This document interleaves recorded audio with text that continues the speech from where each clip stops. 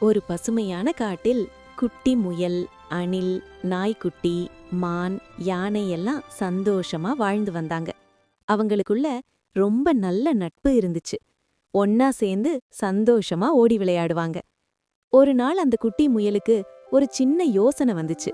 நான் நண்பர்களை சும்மா பயமுறுத்துனா எப்படி இருக்கும்னு நினைச்சு ஒனா என்ன பிடிக்க வருதுன்னு சத்தமா கத்துச்சு. நண்பர்கள் எல்லாரும் பயந்து குட்டி முயலை காப்பாத்த வேகமா ஓடி வந்தாங்க.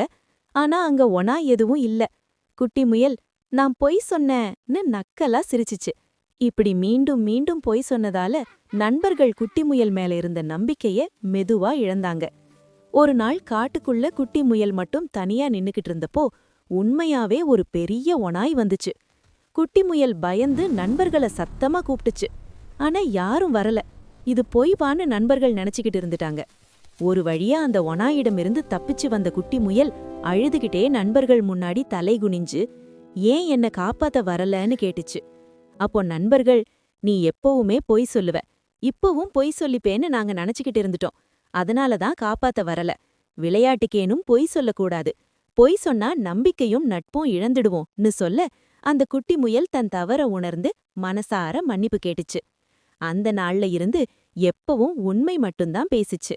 இந்த குட்டி கதையிலிருந்து நீங்க கத்துக்கிட்ட பாடத்தை கமெண்ட்ஸ்ல சொல்லுங்க. இன்னும் கதைகள் கேட்க எங்களை சப்ஸ்கிரைப் பண்ணிக்கோங்க.